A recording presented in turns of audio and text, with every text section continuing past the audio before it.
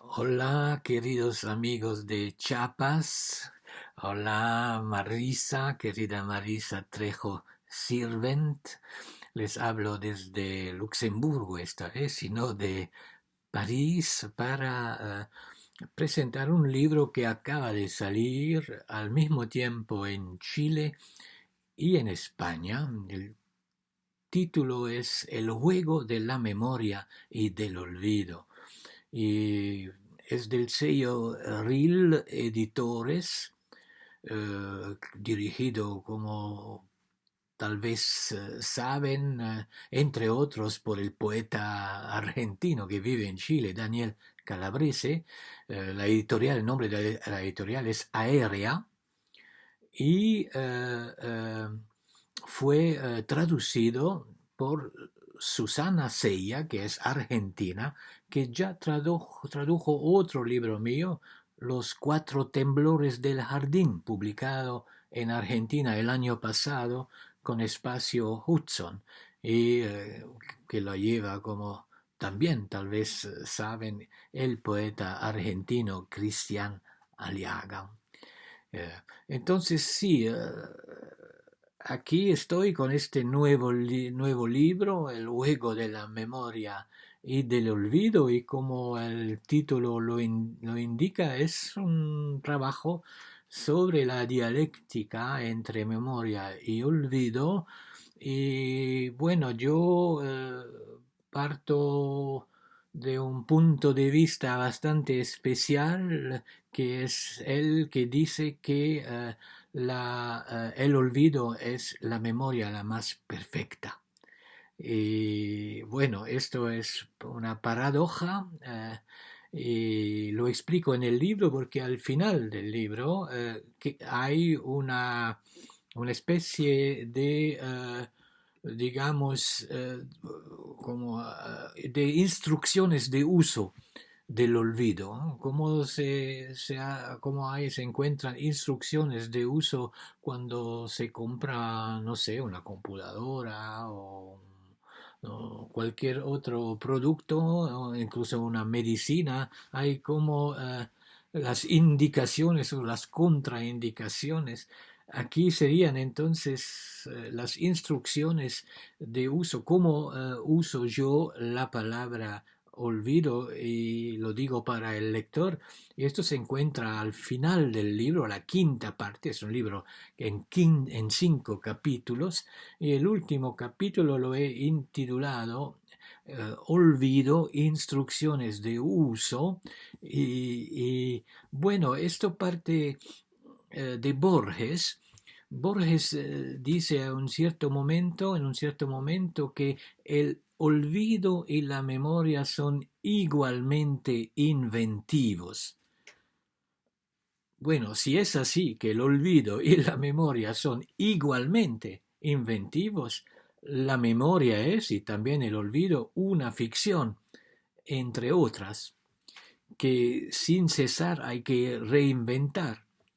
Ni uno ni otra son entonces el pasado, puesto que se construyen permanentemente. Este me llevó, no sé si se acuerdan, a publicar un libro en México, esta vez hace unos años, con la otra que intitulé La reinvención del olvido, ¿no? Eh, bueno, según Borges, el olvido y la memoria son inventivos, entonces se mueven en el ámbito de la ficción. Y yo parto sí, para nutrir esta cosa, esta tesis del olvido, que, bueno, es más inventivo, digamos, que la memoria, o que es la memoria la más perfecta. Parto de una película que ustedes supongo vieron, que es la película de Fellini, que se llama Roma. En un en cierto momento de la película se ven largamente, si se acuerdan, las imágenes de la construcción de la primera línea del metro romano. las galerías y las cavadoras que comen la tierra, el suelo está cubierto de huellas de toda clase, pedazos de estatuas, vasos rotos, piedras que tienen inscripciones en latín, rodajas de columnas. Ustedes saben, si se hace un huequito en el suelo de la ciudad de Roma, uno se encuentra con todo esto. Cada milímetro del suelo de la ciudad eterna tiene ganas de hablar de su pasado. Pero volvamos a este documental que está en la película de Fellini, Roma, donde de pronto una de las máquinas que traga tierra y roca destripa una pared y la cámara del cineasta irrumpe en una sala insospechada. Frescos en los muros, en el techo, mosaicos en el piso, todo con los colores bien conservados, entre los que dominan, creo, los rojos, si me acuerdo bien, los ocres y los verdes. Sin duda se trata de restos de un magnífico templo o de una suntuosa mansión durmiendo bajo la ciudad actual desde hace 2 milenios, quizás más. El filme bruscamente sale de la ficción y se convierte en un documental en tiempo real. Pero apenas la luz, es decir, la de los proyectores, ha penetrado con estruendo y brutalidad en tanto esplendor, los colores comienzan a empalidecer, a desteñirse, difuminarse, fundirse, arrastrando en su borradura las pinturas, no dejando al final sino muros vacíos. Esto es interesante. ¿Por qué? Porque olvidado de todos, el templo o la mansión vivía en toda su opulencia de antaño, pero en la sombra, su extenso presente jamás interrumpido por la mano humana. Los proyectores de la memoria, que son los proyectores de cine, en una fracción de tiempo lo volvieron a hundir en el pasado. Un pasado violado, un pasado paciente también, trágicamente inútil a partir de ahora, ya que la irrupción de la luz borró todo. Un pasado que ya no es memoria, un pasado mudo esperando las palabras de los historiadores, pero un pasado convertido, en el caso de Fellini, en película que millones de cinéfilos del mundo han podido y podrán, como yo, admirar en las salas oscuras. Un pasado al que se le ha robado su realidad para volverlo ficción cinematográfica. Como todos esos cinéfilos de ayer, de hoy y de mañana, asistí en directo en esta película a la memoria del borramiento de la memoria. La película de Fellini ha llegado a ser para mí inolvidable y sin duda está en el origen de este libro, porque durante 2000 años esta mansión o este templo estaba durmiendo en el olvido, digamos, ¿no? Y luego ven esas excavadoras que lo traen a la memoria y trayéndolo hacia la memoria lo borran. Pienso que así es que funciona la memoria. La memoria es borradora de lo que tenemos adentro y que está protegido dentro, digamos, sí, el mantel del olvido. Si no lo tocamos, si estas excavadoras no hubieran tocado la pared y ni hecho el hueco, y si los proyectores no hubieran penetrado adentro de esta mansión, la mansión estaría allí sin problema, con los mismos colores, las lindas estatuas, los mosaicos y todo, pero la luz penetró, la memoria entró y entonces borró el pasado. Y pienso que eso funciona también con las palabras. Una memoria, es decir, poner palabras sobre el recuerdo, ese poner palabras sobre el recuerdo borra el recuerdo. Entonces, mejor dejar todo dentro del oblio, donde, bueno, la mansión romana está intacta. Entonces, digamos, el olvido es memoria intacta, mejor que se quede adentro. Si lo sacamos, se vuelve en posibilidad, en ficción, contamos algo y eso lo transforma y se vuelve ficción. Eso es el sentido que doy a esta oración de Borges. El olvido y la memoria son igualmente inventivos y esta es la base la base teórica, digamos, que está explicada en las instrucciones de uso, la base de este libro, El juego de la memoria y del olvido, que, lo repito, salió en Chile y en España, en la editorial Aérea, y está traducido por Susana Sella. Hay que repetirlo siempre, porque la traducción es algo muy importante. Humberto Eco le habían preguntado un día cuál era para él la lengua de Europa y no sabiendo qué responder, porque no podía decir francés si no se enfadan los alemanes, no podía decir inglés si no se enfadan los franceses, etcétera. Bueno, él llegó a la conclusión: la lengua de la traducción es la lengua de Europa es la traducción. La lengua de Europa es la traducción. Yo diría que la lengua de la literatura es la traducción, porque sin la traducción solo leeríamos un pequeño, pequeño pedazo de la literatura mundial. Todos los grandes mitos, la Odisea, la Eneide, Ilíade, la Biblia y no sé qué, no los podríamos leer sin la traducción. Por eso quiero siempre mencionar los traductores o las traductoras de mis libros, y en este caso es la argentina Susana Sella. Y a continuación les voy a leer unos textos, el inicio, el primer capítulo, digamos, ¿no? Porque me gusta siempre escribir capítulos en mis libros que cuentan una historia como una novela, pero son poemas. Cada poema pues, se puede leer solo, tiene su unidad, pero también expande, tiende hilos y construye una narrativa, una narración en el libro. Y entonces, bueno, esto se hace en capítulos, y el primer capítulo